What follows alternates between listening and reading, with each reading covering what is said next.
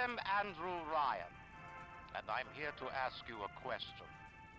Is a man not entitled to the sweat of his brow? No, says the man in Washington, it belongs to the poor. No, says the man in the Vatican, it belongs to God. No, says the man in Moscow, it belongs to everyone. I rejected those answers.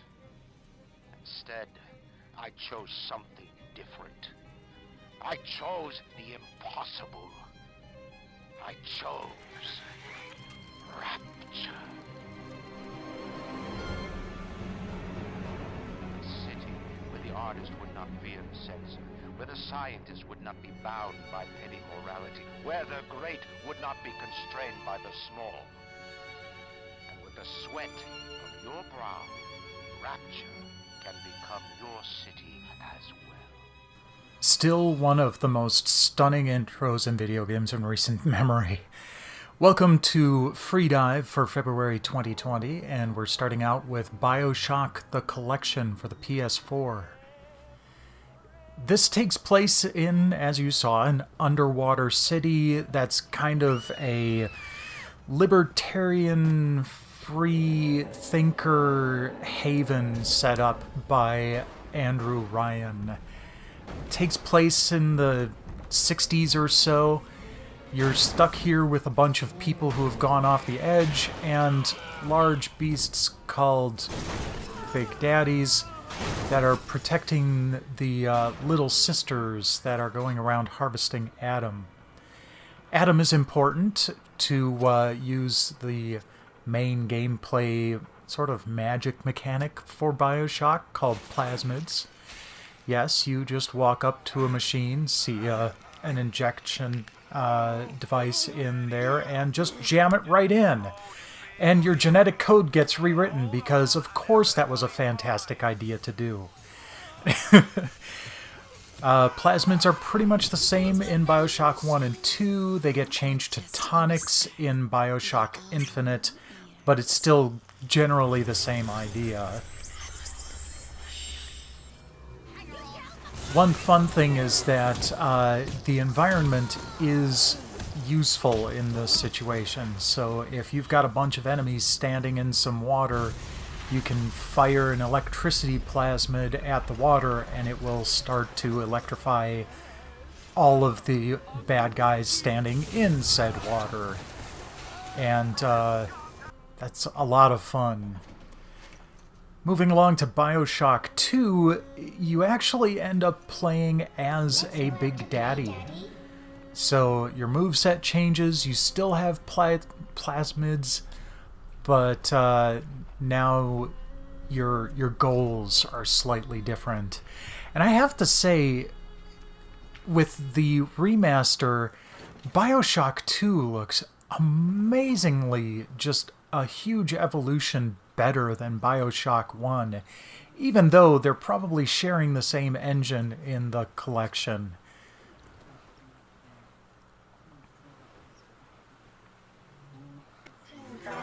Bioshock Infinite takes you above the clouds as opposed to beneath the sea, to the floating city of Columbia. It is just absolutely breathtaking. Just as lovely as the underwater thing. Well, until you get to know the people living here, of course, just like Rapture. But the main gameplay mechanic here is that you've got the skyhook that you can use to hop around from place to place and also grab onto rails and get flung around the city. It also works as a melee weapon, which can come in really handy. Warning though, this is rather brutal at times.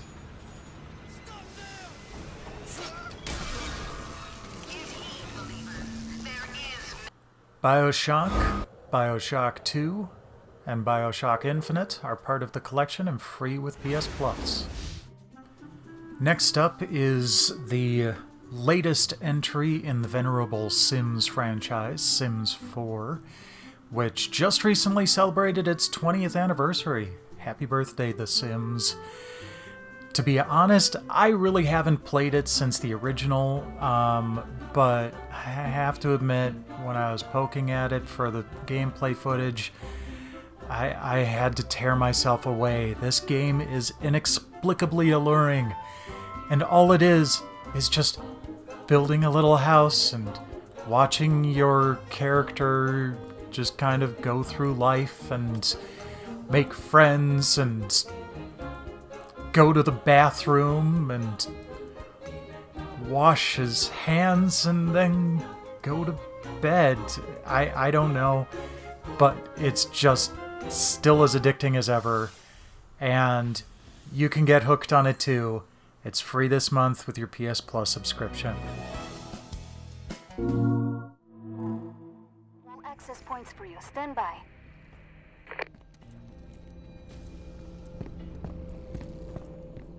We get a bonus treat this month in the guise of Firewall 0 Hour for the PSVR. This is a first-person tactical shooter type of game, and I'm sorry, I was just kind of blown away by the texture on this, on that plastic there. Had to get a good look, but it uses the PS aim controller for absolute control over what you're doing in game, and it just really does add something that every other game that in this genre just kind of lacks. I mean, you can lean your gun around the corner, you can lean yourself around the corner without having to have it mapped to a button. I have to say, though, that the AI was a little lacking. They just kind of ran at you and let you shoot them. But I thought the little wrist-mounted radar/map thing was kind of cool, too. The weapons have a great feel, and the graphics are pretty spot on. This is one of the better reviewed games for the PSVR, and I can totally understand why. And I told my brother-in-law, who loves this kind of game, that he's going to fall in love with the PSVR aim controller all over again after finishing Farpoint. Firewall 0 Hour is yours for free this month with your PS Plus subscription.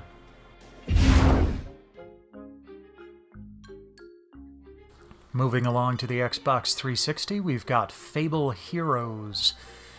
It really doesn't feel like it's got a lot of a link to the Fable franchise. It almost feels like a different game with the Fable name slapped onto it.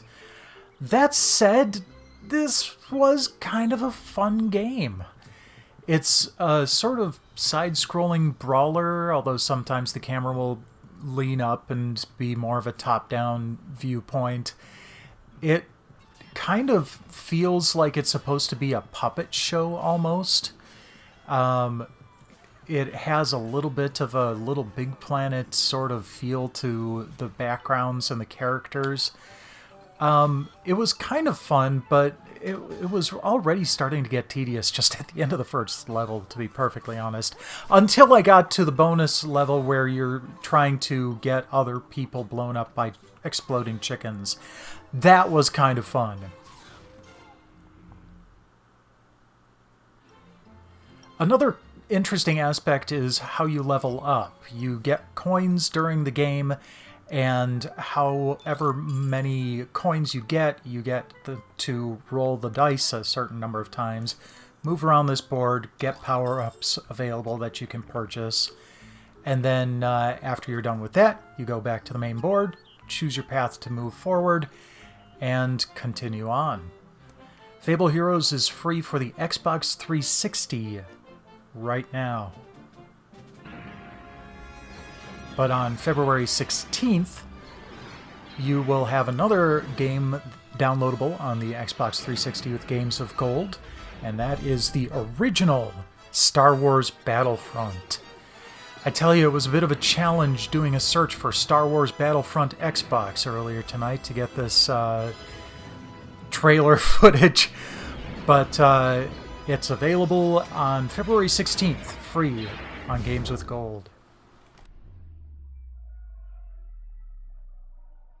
Moving along to the Xbox One, we've got Tourist Trophy Isle of Man.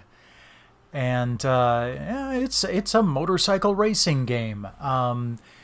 Just make sure you keep it on the lowest difficulty level until you're really ready for a challenge, because the higher difficulty level makes you have to worry about leaning your bike the right way and not accelerating too fast. And you can see how well I did with that. I am no novice at racing games. I have been plowing my way through Gran Turismo lately, and this was a challenge just to stay on the bike at first. But it's got some decent graphics, and it felt really interesting to play. And you can play it yourself this month for free with your Games with Gold. Last item on the list is Call of Cthulhu, which will be made available through Games with Gold on February 16th. It is a survival horror sort of role-playing game based on the well-known Lovecraft Cthulhu mythos. And if you're into that kind of thing, keep an eye out in a couple of weeks and grab it for free. That's everything for this month's giant freebie haul. Stay tuned next week for another feature. Until then, like, subscribe, spread the word, and I'll catch you later.